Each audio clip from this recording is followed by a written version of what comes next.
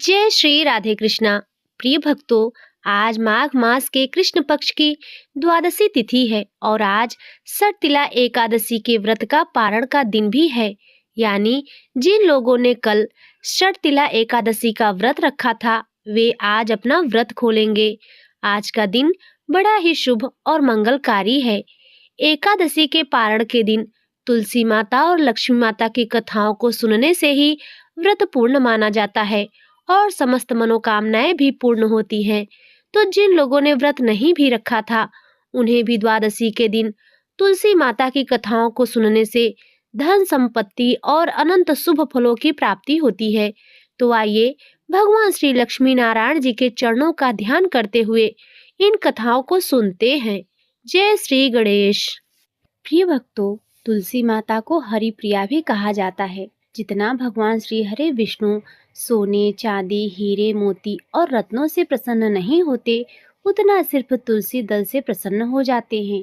सच्ची श्रद्धा भाव से तुलसी दल भगवान विष्णु को अर्पित करने से मनुष्य के सभी संकट कट जाते हैं और मनोकामनाएं पूर्ण हो जाती हैं। पौराणिक कथा के अनुसार राजा अम्बरीश भगवान विष्णु के परम भक्त इक्ष्वाकु वंश के परमवीर राजा थे। वह भागीरथ के प्रपौत्र थे। वे हर एकादशी का व्रत किया करते थे। एकादशी के बाद जब द्वादशी आती थी तो वे उस दिन अपने हाथों से भगवान विष्णु को भोग लगाने के लिए चक्की में गेहूं को स्वयं पीसा करते थे। जब उन्हें पीसते पीसते थकान आ जाती तो भगवान विष्णु राजा को अपने पीतांबर से हवा दिया करते थे। राजा अम्बरीश अपने हाथों से पूरा भोजन तैयार करते और भगवान को भोग लगाते। तत्पश्चात स्वयं भोजन ग्रहण करके पारण की विधि पूर्ण करते। राजा अम्बरीश ने एक बार अपनी पत्नी के साथ श्री कृष्ण जी को प्रसन्न करने के लिए वर्ष की सभी एकादशियों के व्रत का नियम किया। वर्ष पूरा होने पर पारण के दिन उन्होंने धूमधाम से भगवान की पूजा की, ब्राह्मणों को गोदान दिया। यह सब करके जब वे पारण करने जा रहे थे, तभी महर्षि दुर्वासा शिष्यों सहित पधारे। राजा ने उनका आदर सत्कार किया और उनसे भोजन करने की इच्छा व्यक्त की। दुर्वासा जी ने राजा की प्रार्थना स्वीकार कर ली और स्नान करने यमुना तट पर चले गए। द्वादशी में केवल एक घड़ी शेष थी। द्वादशी केवल कुछ क्षणों के लिए थी, तो राजा को जल्दी से जल्दी पारण करना था। द्वादशी में पारण न करने से व्रत भंग होता है। उधर दुर्वासा जी कब आएंगे, यह पता नहीं था। अतिथि से पहले भोजन करना अनुचित था। ब्राह्मणों से विचार विमर्श करके राजा ने भगवान के चरण धोकर उसके जल को ही ग्रहण कर लिया और इसी की प्रतीक्षा करने लगे। महर्षि दुर्वासा ने स्नान करके लौटते ही तपोबल से राजा के पारण करने की बात जान ली। वे अत्यधिक क्रोधित हुए।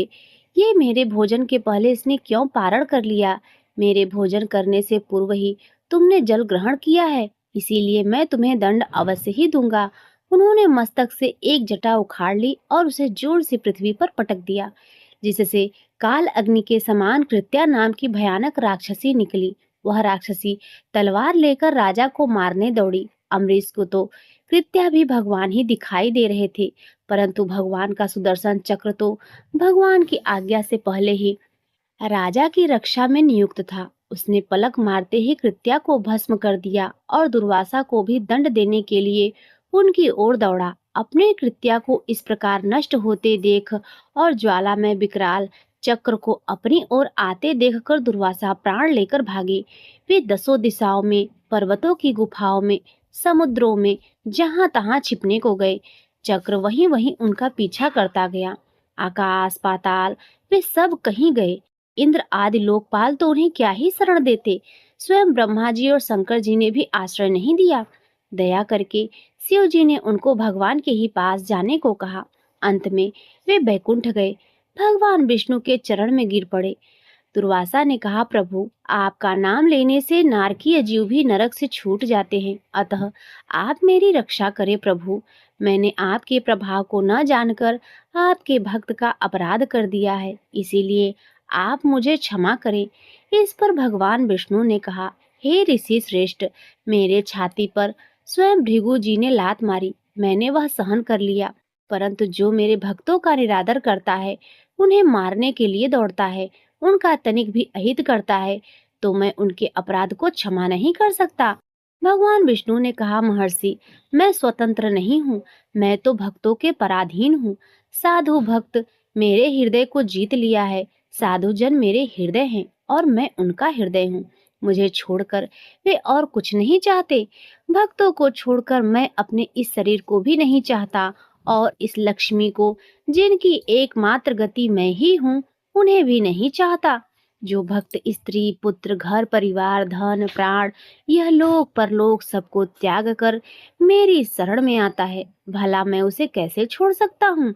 जैसे पतिव्रता स्त्री पति को अपनी सेवा से वश में कर लेती है, वैसे ही संदर्शी भक्तजन मुझ में चित्त लगाकर मुझे भी अपने वश में कर लेते हैं। नश्वर स्वर्ग आदि की तो चर्चा ही क्या करें। मेरे भक्त ऐसे मेरी सेवा के आगे मुक्ति को भी स्वीकार नहीं करते। ऐसे भक्तों की मैं सर्वथा अधीन हूँ। ऋषिवर, आप उस महाभाग, उस राजा के पास जाइए, वही आपको क्षमा करेंगे और शांति भी देंगे। प्रिय भक्तों, इधर राजा अमरीश बहुत ही चिंतित थे।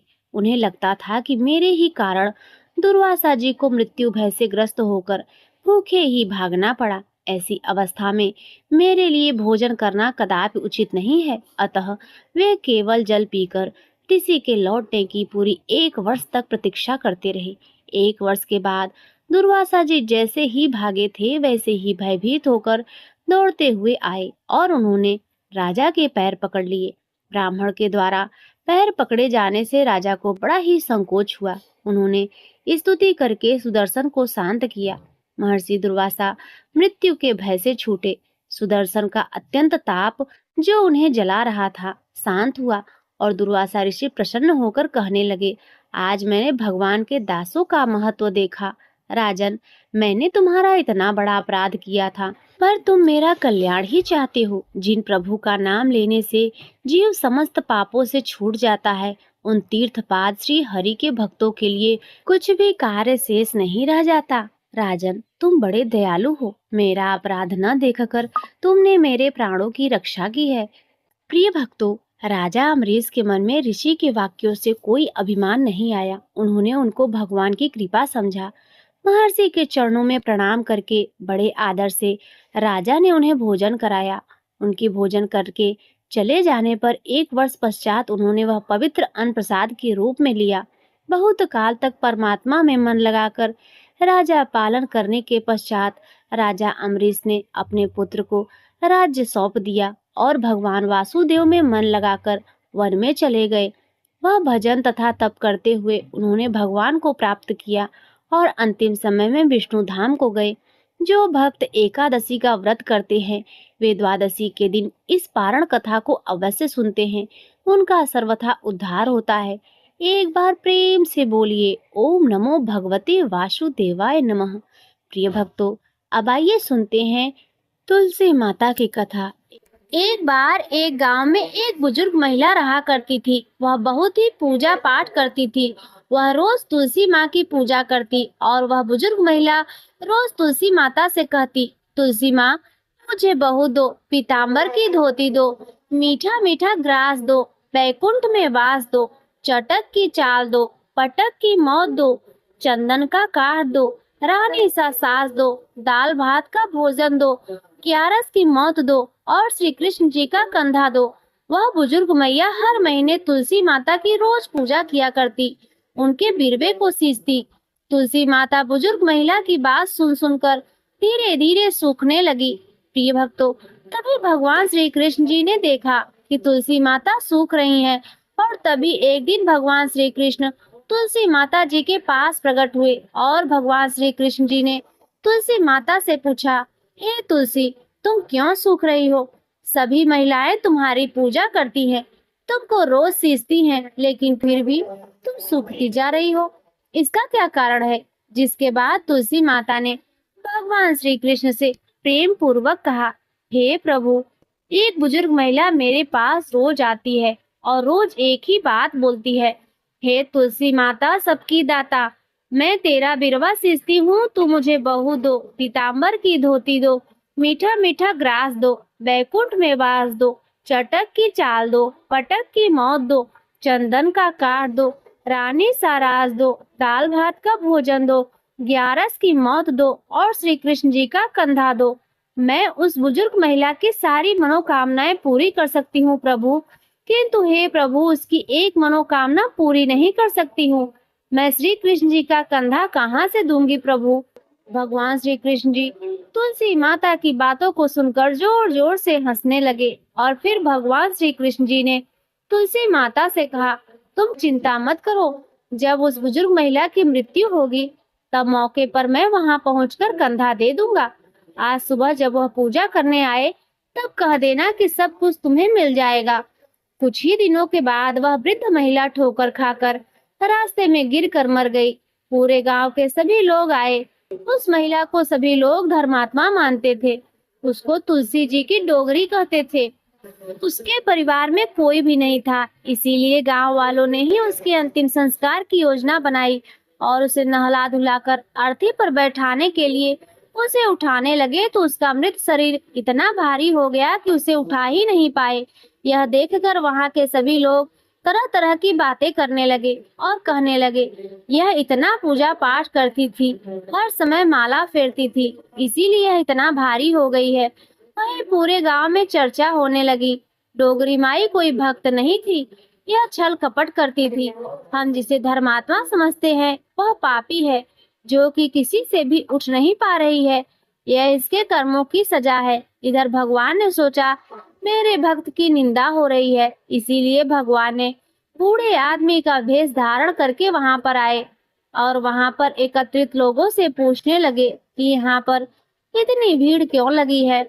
जिससे सभी लोग कहने लगे यह डोगरी माई मर गई है और पापिन इतनी थी कि जिससे यह उठ भी नहीं पा रही है। सभी लोग उठा उठा कर थक गए हैं। तब ब्राह्मण ने कहा, मुझे एक बार डोगरी के कानों में कुछ कहने दो, फिर देखो कैसे उठती है। तो सभी लोगों ने कहा, आप भी प्रयास करके देख लीजिए। तब भगवान ने उस वृद्ध महिला के कानों में कहा, हे बुढ़िया माई देखो, मैं आ गया। तू बिरवा सींच मेरा, मैं करूँ निस्तार तेरा। हे बुढ़िया माई, बहू ले, पोती ले, पोता ले, लड्डू ले, पीताम्बर ले, धोती ले, गहना ले, घी का घड़ा ले, मीठा मीठा खीर ले, पूड़ी ले, दाल भात का भोजन ले, धन दौलत ले, बेटा ले, पोता ले, तुलसी का पत्ता, गंगा जी का जल, ग्यारस को मुंह में ले, चंदन का काट ले, कृष्ण जी का कंधा ले। इतना सुनते ही वह बुढ़िया माई हल्की हो गई। भगवान बोले, आओ और इनको उठाओ। भगवान ने हाथ लगाया और बुढ़िया माई उठ गई। सबको बड़ा ही आश्चर्य हुआ। उसे खूब धूमधाम से ले जाया गया। भगवान उसे अपने कंधे पर ले गए। पूरे गांव में इसकी चर्चा होने लगी, जिससे उसको मुक्ति मिल गई और वह बैकुंठ में चली गई।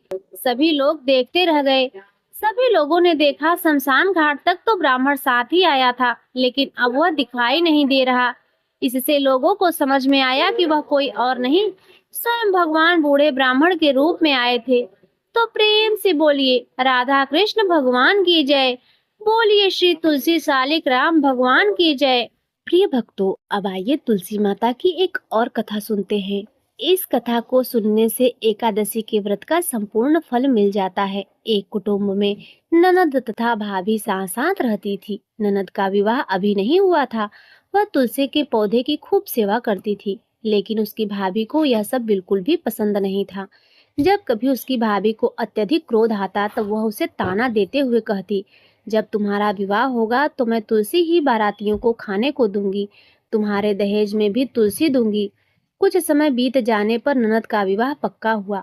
विवाह के दिन भाभी ने अपने कहे अनुसार बारातियों के सामने तुलसी का गमला फोड़ दिया और खाने के लिए कहा। तुलसी जी की कृपा से वह फूटा हुआ गमला अनेकों स्वादिष्ट पकवानों में बदल गया। भाभी ने गहनों के नाम पर तुलसी की मंजरी से बने हुए गहने उसे पहना दिए और वह सुंदर सोने जड़ाओं में बदल गई। भाभी ने वस्त्रों के स्थान पर तुलसी का जनेऊ रख दिया और वह रेशमी तथा सुंदर वस्त्रों में बदल गए। ननद की ससुराल में उसके दहेज की बहुत प्रशंसा की गई। यह बात भाभी के कानों तक भी पहुंची तो उसे बड़ा ही आश्चर्य हुआ। उसे अब तुलसी माता की पूजा का महत्व समझ में आया। भाभी की एक लड़की थी। वह अपने लड़की से कहने लगी, तुम भी तुलसी की सेवा करो, तुम्हें भी बुआ की तरह फल मिलेगा। प्रिय भक्तों, वह जबरदस्ती अपनी बेटी से सेवा करने को कहती, लेकिन लड़की का मन तुलसी सेवा में नहीं लगता था। लड़के के बड़े होने पर उसके विवाह का समय आया। तब भाभी सोचती है कि जैसा व्यवहार मैंने अपनी ननद के साथ किया था, वैसा ही मैं अपनी लड़की के साथ भी करती हूँ, तो यह भी गहनों से लद जाएगी और बारातियों को खाने में पकवान मिलेंगे। ससुराल में इसे भी बहुत इज्जत मिलेगी। यह सोचकर वह बारातियों के सामने तुलसी का गमला फोड़ देती है। लेकिन इस बार गमले की मिट्टी मिट्टी ही रही, मंजरी तथा पत्ते भी अपने रूप में ही रहे। जनेऊ भी अपना रूप नहीं बदला। सभी लोग तथा बारातियों द्वारा भाभी की बुराई की जाती है। लड़की के ससुराल वाले भी लड़की की बुराई करते हैं। भाभी कभी ननद को अपने घर नहीं बुलाती थी, तो एक दिन भाई ने सोचा मैं बहन से मिलकर आता हूँ। उसने अपनी पत्नी से कहा कि कुछ उपहार बहन के पास ले जाने की बात कही। भाभी ने थैले में ज्वार भरकर दे दिया और कहा यही लेकर जाओ। बड़े दुखी मन से भाई अपनी बहन के घर चल दिया। वह सोचता रहा कि कोई भाई अपनी बहन के घर ज्वार कैसे ले जा सकता है। यह सोचकर वह एक गौशाला के पास रुका और ज्वार का थैला गाय के सामने पलट दिया। तभी गौपालक ने कहा, आप गाय के सामने हीरे मोती क्यों डाल रहे हैं? यह देखकर भाई को बड़ा ही आश्चर्य हुआ। उसने सभी हीरे मोती तथा सोना वापस अपने थैले में रख लिए। भाई ने सारी बात अपनी बहन को बताई और बड़ी खुशी खुशी उसने सारे हीरे मोती और जवाहरात अपनी बहन को दे दिए। दोनों भाई बहन एक दूसरे को देखकर अत्यंत ही प्रसन्न हुए। हे तुलसी माँ, जैसी कृपा आपने ननद पर की, ऐसी ही कृपा सभी पर करना। बोलिए श्री तुलसी शालिक राम भगवान की जय। बोलिए श्री लक्ष्मी नारायण भगवान की जय। प्रिय भक्तों, अब आइए तुलसी माता की एक और दुर्लभ कथा सुनते हैं। एक बार देवर्षि नारद के मन में आया कि भगवान के पास तो बहुत महल है, एक आध हमको भी दे दे तो यहीं आराम से टिक जाएंगे, नहीं तो इधर उधर घूमते रहना पड़ता है। भगवान के द्वारका में बहुत महल थे। नारद जी ने भगवान से कहा, भगवान आपके पास तो बहुत महल है, एक हमको भी दे दो तो हम भी आराम से रहें। आपके यहाँ खाने पीने का इंतजाम भी अच्छा है। भगवान ने सोचा यह मेरा भक्त है, विरक्त सन्यासी है। अगर यहीं कहीं राजसी ठाट बाट में रहने लगा तो थोड़े ही दिन में इनके सारे विरक्ति भक्ति निकल जाएगी। अगर हम सीधा न कहेंगे तो यह बुरा मान जाएंगे, लड़ाई झगड़ा करेंगे। इतने महल है और एक महल नहीं दे रहे हैं। भगवान ने चतुराई से काम लिया। नारद जी ने कहा, जाकर देख ले, जिस मकान में जगह खाली मिले वहीं आप रह लीजिए। नारद जी वहां से चले। जब सब जगह नारद जी घूम आए, लेकिन कहीं भी एक कमरा खाली नहीं मिला, सब भरे हुए थे। आकर भगवान से कहा, हे भगवान, वहाँ कोई जगह खाली नहीं मिली। भगवान ने कहा, फिर मैं क्या करूं? होता तो आपको दे देता। नारद जी के मन में आया, या तो भगवान मेरे साथ धोखाधड़ी कर रहे हैं, नहीं तो कुछ न कुछ अपने किसी को इधर उधर करके दूसरे कमरे में भेजकर एक कमरा तो दे ही दे सकते थे। इन्होंने मेरे साथ धोखा किया है, तो मैं भी इन्हें मजा चखाकर छोड़ूंगा। प्रिय भक्तों, यह तो भगवान की लीला थी। नारद जी रुक्मणी जी के पास पहुंचे। रुक्मणी जी ने नारद जी की आव भगत की, बड़े प्रेम से आदर सम्मान किया। उन दिन भगवान सत्यभामा जी के यहाँ रहते थे। एक आध दिन बीता तो नारद जी ने उनको दान की कथा सुनाई। सुनाने वाले स्वयं नारद जी दान का महत्व सुनाने लगे। जिस चीज का दान करेंगे वही चीज आगे आपको मिलती है। जब नारद जी ने देखा कि यह बात रुक्मणी जी को जम गई है, तो उन्होंने पूछा, आपको सबसे ज्यादा प्रेम किससे है? रुक्मणी जी ने कहा, यह भी कोई पूछने वाली बात है, मुझे भगवान श्री हरि से अत्यंत प्रेम है। कहने लगे, फिर आपकी यह इच्छा होगी कि अगले जन्म में वे आपको ही मिले। रुक्मणी जी बोली, इच्छा तो यही है। नारद जी ने कहा, अच्छा है, तो फिर दान कर दो, नहीं तो नहीं मिलेंगे। आपकी सौत भी बहुत है और उनमें से किसी ने पहले दान कर दिया तो उन्हें मिल जाएंगे। इसीलिए दूसरे के करने से पहले आप भगवान को हमें दान कर दें। रुक्मणी जी को बात जच गई। उन्होंने सोचा कि जन्म जन्म में भगवान मिलेंगे तो दान तो कर ही देना चाहिए। रुक्मणी से नारद जी ने संकल्प करा लिया। अब क्या था, नारद जी का काम बन गया। वह सीधे सत्यभामा जी के महल पहुंच गए और भगवान से कहा, हे भगवान, उठिए और चलिए मेरे साथ। भगवान ने कहा, कहाँ चलना है, क्या बात हुई? नारद जी ने कहा, आप कुछ नहीं, आपको मैंने दान में लिया है। आपने एक कोठरी भी मुझे नहीं दी, तो मैं आपको ही सन्यासी बनाकर पेड़ के नीचे सुलाऊंगा। भगवान ने कहा, रुक्मणी ने दान दिया है तो ठीक है, वह पटरानी है, उससे मिल तो आइए। भगवान ने अपने सारे कांठे, रेशम कपड़े सब खोलकर सत्यभामा जी को दे दिए और वल्क वस्त्र पहनकर, भस्मी लगाकर और कमंडल लेकर वहां से चल दिए। उन्हें देखते ही रुक्मणी जी के होश उड़ गए। पूछा, क्या हुआ भगवान? भगवान ने कहा, पता नहीं, नारद कहते हैं कि आपने मुझे दान दे दिया है। रुक्मणी ने कहा, लेकिन वे कपड़े गहने कहाँ गए? उत्तम केसर को छोड़कर यह भस्मी क्यों लगा ली? भगवान ने कहा, जब दान दे दिया है तो मैं उनका हो गया, इसीलिए अब वे मुझे सन्यासी बनाएंगे। रुक्मणी जी ने कहा, मैंने इसलिए थोड़ी ही दिया था कि यह ले जाएं। भगवान ने कहा, तब किस लिए दिया था आपने हमें दान में? दान तो इसीलिए दिया जाता है कि उसको साथ ले जाएं। अब रुक्मणी जी को होश आया कि यह तो गड़बड़ का मामला हो गया। रुक्मणी जी ने कहा, नारद जी, यह आपने मेरे से पहले नहीं कहा था। अगले जन्म में मिलेंगे तो मिलेंगे, अब तो हाथ से ही खो रहे हैं। नारद जी ने कहा, अब जो हो गया सो हो गया, अब मैं इन्हें ले जाऊंगा। रुक्मणी जी बहुत रोने लगी। तब तक हल्ला गुल्ला मच गया और सभी रानियां वहां इकट्ठी हो गई। सत्यभामा, जामवंती सब समझदार थी। उन्होंने कहा, भगवान, एक रुक्मणी के पति थोड़े ही है, इसीलिए रुक्मणी को सर्वथा दान का अधिकार नहीं हो सकता। हम लोगों का भी दान का अधिकार है। नारद जी ने सोचा, यह तो घपला हो गया। कहने लगे, क्या भगवान के टुकड़े करोगे? नारद जी ने विचार किया कि अपने को तो महल ही चाहिए था, यही दे नहीं रहे हैं। अब मौका ठीक है, समझौते पर बात आ रही है। नारद जी ने कहा, भगवान का जितना वजन है उतने का तुला दान करने से दान मान लिया जाता है। तुला दान से देह का दान किया जाता है, इसीलिए भगवान के वजन का सोना, हीरा, पन्ना दे दो। इस पर सभी रानियां राजी हो गई। बाकी तो सब राजी हो गए, लेकिन भगवान ने सोचा कि यह फिर मुंह में पड़ गया। भगवान तराजू के एक पलड़े के अंदर बैठ गए। दूसरे पलड़े में सारे गहने, हीरे, पन्ने रखे जाने लगे। लेकिन जो अपने मुख में पूरे ब्रह्मांड को लेकर बैठे हैं, क्या द्वारका के पूरे धन से उनकी बराबरी की जा सकती है? सारा का सारा धन दूसरे पलड़े पर रख दिया गया, लेकिन जिस पलड़े पर भगवान बैठे थे वह वैसा का वैसा ही रहा, नीचे लगा रहा, ऊपर नहीं हुआ। नारद जी ने कहा, देखो तो, तुला तो बराबर हो ही नहीं रहा है, अब मैं भगवान को कैसे ले जाऊंगा? सब कहने लगे, अरे कोई उपाय बताइए नारद जी। नारद जी ने कहा, और कोई उपाय नहीं है। अन्य सब लोगों ने अपने हीरे पन्ने लाकर डाल दिए, लेकिन उससे क्या होना था? वे तो त्रिलोकी का भार लेकर बैठे थे। उधर औरतें सब चीख चिल्ला रही थी। नारद जी प्रसन्नता के मारे इधर उधर टहल रहे थे कि आज मेरे भगवान मेरे साथ चलेंगे। भगवान ने धीरे से रुक्मणी को बुलाया। रुक्मणी ने कहा, भगवान, कुछ उपाय निकालिए। आप इतना भार लेकर बैठ गए हैं, हम लोगों का क्या हाल होगा? भगवान ने कहा, ये सब हीरे पन्ने निकाल दो, सारे सोने, सारे गहने उतार दो। यह सब निकालकर तुलसी का एक पत्ता और सोने का एक छोटा सा टुकड़ा रख दो, तो तुम लोगों का काम हो जाएगा। रुक्मणी जी के कहने पर सारा सामान हटाया गया। सारा सामान हटा दिया गया और एक छोटे से सोने के टुकड़े और तुलसी का पत्ता रखा गया, तो भगवान के वजन के बराबर हो गया। सबने नारद जी से कहा, आप ले जाइए तुलादान। नारद जी ने खूब हिला डुला कर देखा, कहीं कोई ठगी तो नहीं मार रहा। नारद जी ने कहा, हे भगवान, मेरे साथ फिर से धोखा हो गया। यह पत्ता लेकर मैं क्या करूंगा? यह आप अच्छा नहीं कर रहे हैं, केवल घर वालों की बात सुनते हैं, मेरी तरफ तो देखते भी नहीं। भगवान ने कहा, आपकी तरफ क्या देखूं नारद? आप तो सारे संसार के रूप को समझकर फिर मोह के रास्ते जाना चाह रहे हैं, तो आपकी क्या सुनूं?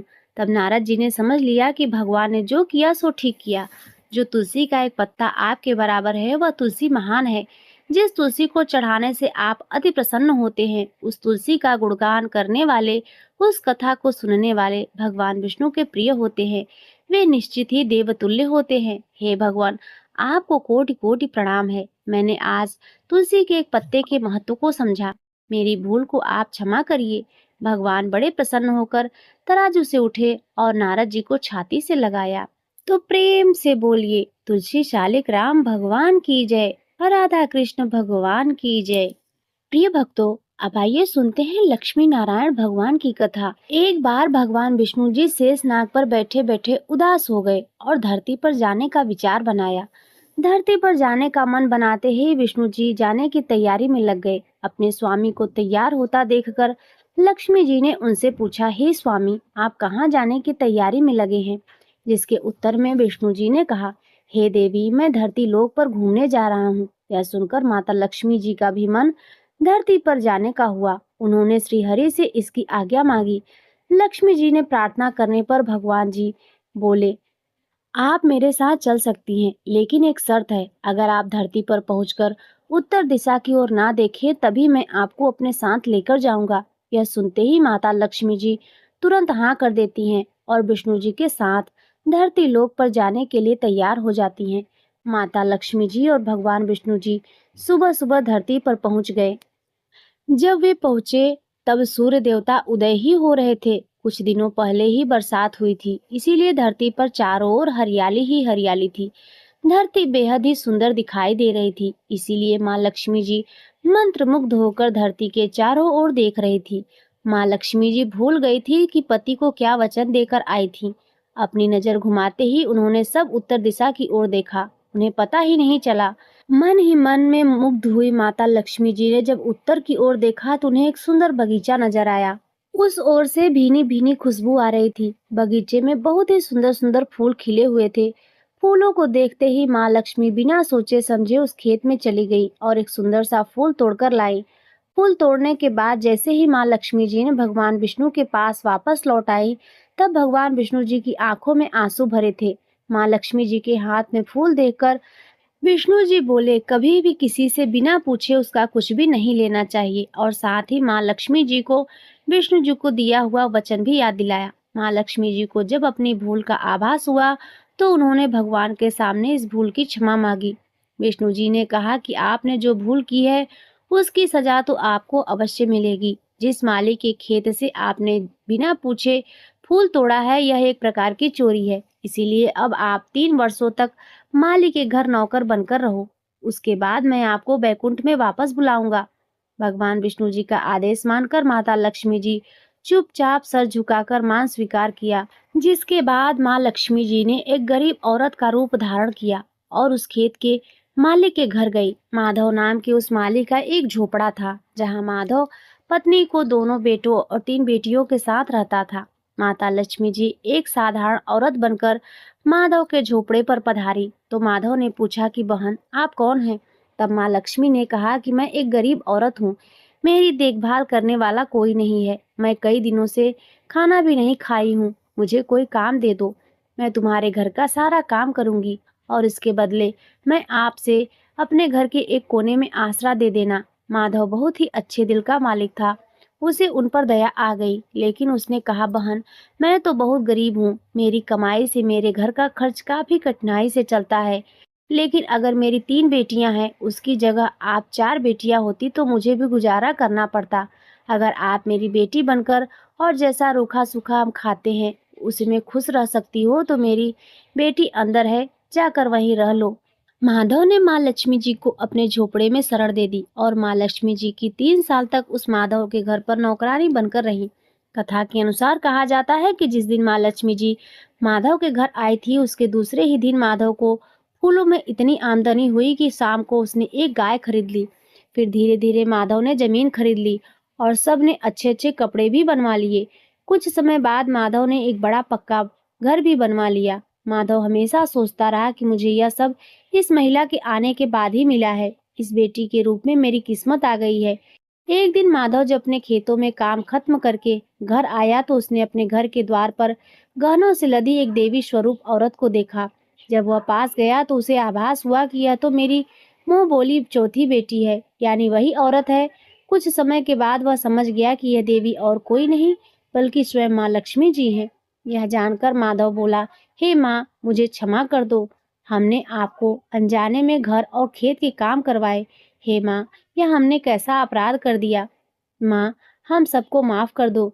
यह सुनकर माँ लक्ष्मी जी मुस्कुराई और बोली, हे माधव, तुम तो बहुत ही अच्छे और दयालु व्यक्ति हो। तुमने मुझे अपनी बेटी की तरह रखा, अपने परिवार का सदस्य बनाया। इसके बदले मैं तुम्हें वरदान देती हूँ कि तुम्हारे पास कभी भी खुशियों की और धन की कमी नहीं रहेगी। तुम्हें सारे सुख मिलेंगे जिसके तुम हकदार हो। इसके बाद माँ लक्ष्मी जी अपने स्वामी श्रीहरि के द्वारा भेजे रथ में बैठकर बैकुंठ लोक को चली गई। हे माँ, मेरी नम्र विनती है, जैसे माधव पर कृपा दृष्टि रखी, वैसी ही कृपा दृष्टि हमारे समाज और देश पर भी रखना। कथा को सुनने वाले, सुनाने वाले और हुकारा भरने वाले सभी भक्त जनों पर रखना। तो प्रेम से बोलिए, लक्ष्मी नारायण भगवान की जय। प्रिय भक्तों, अब आइए सुनते हैं श्री तुलसी चालीसा। दोहा। श्री तुलसी महारानी करु विनय सिरनाय, जो मम हो संकट विकट दीजय मात नसाय। चौपाई। नमो नमो तुलसी महारानी, महिमा अमित न जाय बखानी। दियो विष्णु तुमको सन्माना, जग में छायो सुयस महाना। विष्णु प्रिया जय जयति भवानी, तिहु लोक की हो सुख खानी। भगवत पूजा करे जो कोई, बिना तुम्हारे सफल न होई। जिन घर तव नहीं होय निवासा, उस पर करहीं विष्णु नहीं बासा। करे सदा जो तव नित सुमिरन, तेहि के कारज होय सब पूरन। कार्तिक मास महात्म तुम्हारा, ताको जानत सब संसारा। तब पूजन जो करे कुंवारी, पावे सुंदर वर सुकुमारी। कर जो पूजन नित प्रति नारी, सुख संपत्ति से होय सुखारी। वृद्धा नारी करे जो पूजन, मिले भक्ति होवे पुलकित मन। श्रद्धा से पूजे जो कोई, भवनिधि से तर जावे सोई। कथा भागवत यज्ञ करावे, तुम बिन नहीं सफलता पावे। छायो तब प्रताप जग भारी, ध्यावत तुम ही सकल चित धारी। तुम ही मात यंत्रन तंत्रन, सकल काज सिद्धि होवे क्षण में। औषधि रूप आप हो माता, सब जग में तव यश विख्याता। देवी ऋषि मुनि तो तपधारी, करत सदा तव जय जयकारी। वेद पुराणन तव यश गाया, महिमा अगम पार नहीं पाया। नमो नमो जय जय सुख कारणी, नमो नमो जय दुख निवारिणी। नमो नमो सुख संपत्ति देनी, नमो नमो अघघाटन छेनी। नमो नमो भक्तन दुख हरनी, नमो नमो दुष्टन मद छेनी। नमो नमो भव पार उतारनी, नमो नमो परलोक सुधारनी। नमो नमो निज भक्तन उबारनी, नमो नमो जन काज सवारनी। नमो नमो जय कुमति नशामनी, नमो नमो सुख उपजावनी। जयति जयति जय तुलसी माई, ध्याऊं तुमको शीस नवाई। निज जन जानि मोहि अपनाओ, बिगड़े कारज आप बनाओ। करूँ विनय मैं मात तुम्हारी, पूर्ण आशा करहूँ हमारी। शरण चरण जोरी मनाऊं, निस दिन तेरे ही गुण गाऊं। ग्रहूं मात यह अब मोह पर दाया, निर्मल मोय सकल मम काया। मंगू मात यह वर दीजय, सकल मनोरथ पूर्ण कीजय। जनू नहीं कुछ नेम अचारा, क्षमहु मात अपराध हमारा। 12 मास करे जो पूजा, तासम जग में और न दूजा। प्रथम ही गंगा जल मगवावे, फिर सुंदर स्नान करावे। चंदन अक्षत पुष्प चढ़ावे, धूप दीप नैवेद्य लगावे। करे आचमन गंगा जल से, ध्यान करे हृदय निर्मल से। पाठ करे फिर चालीसा की, स्तुति करे मात तुलसी की। यह विधि पूजा करे हमेशा, ताके तन नहीं रहे कलेशा। करे मास कार्तिक का साधन, सोवे नित पवित्र सिद्ध हुई जाही। है यह कथा महासुखदाई, पढ़े सुने सो भव तर जाई। तुलसी मैया तुम कल्याणी, तुम्हारी महिमा सब जग जानी। भाव न तुम्हें मानित नित ध्यावे, गा गा कर माँ तुझे रिझावे। दोहा। यह श्री तुलसी चालीसा पाठ करे जो कोई, गोविंद सो फल पावे जो मन इच्छा होए। इति श्री तुलसी चालीसा संपूर्ण। तो प्रेम से बोलिए तुलसी शालिक राम भगवान की जय। प्रिय भक्तों, अब आइए सुनते हैं तुलसी माता की आरती। जय जय तुलसी माता मैया, जय जय तुलसी माता। सब जग की सुखदाता मैया, सबकी वर माता। मैया जय जय तुलसी माता, मैया जय जय तुलसी माता। सब जग की सुखदाता मैया, सबकी वर माता। मैया जय जय तुलसी माता, मैया जय जय तुलसी माता। सब योगों से ऊपर, सब रोगों से ऊपर मैया, सब रोगों से ऊपर। रक्षा करे मैया, मैया सबकी रक्षा करे। सबकी भव बाधा मैया, जय जय तुलसी माता। जय जय तुलसी माता मैया, जय जय तुलसी माता। सबकी वर माता मैया, जय जय तुलसी माता। बटु पुत्र है श्यामा, सुरवल्ली है ग्रामा मैया, सुरवल्ली है ग्रामा मैया, सुरवल्ली है ग्रामा। विष्णु प्रिया जो नर तुम सेवे, विष्णु प्रिया जो नर तुम सेवे, विष्णु प्रिया जो तुम नर सेवे, सो नर तर जाता। मैया जय तुलसी माता, मैया जय जय तुलसी माता। सब जग की वरदाता, मैया सब जग की वरदा।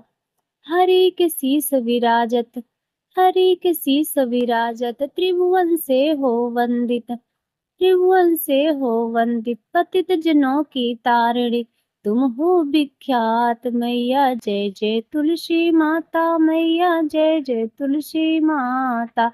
सब जग की वर माता, सबकी वर माता, लेकर जन्म विजन में आई, दिव्य भवन में मैया आई, दिव्य भवन में मैया आई, दिव्य भवन में मैया आई।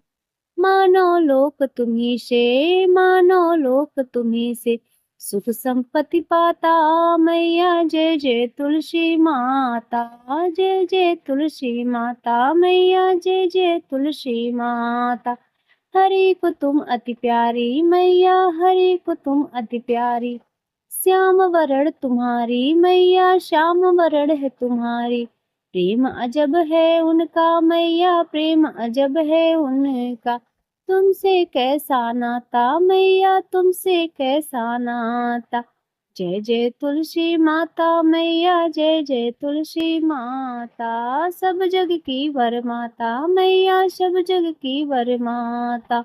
जय जय तुलसी माता, मैया जय जय तुलसी माता। तो प्रेम से बोलिए तुलसी शालिक राम भगवान की जय, लक्ष्मी नारायण भगवान की जय, सर्व देवी देवता की जय।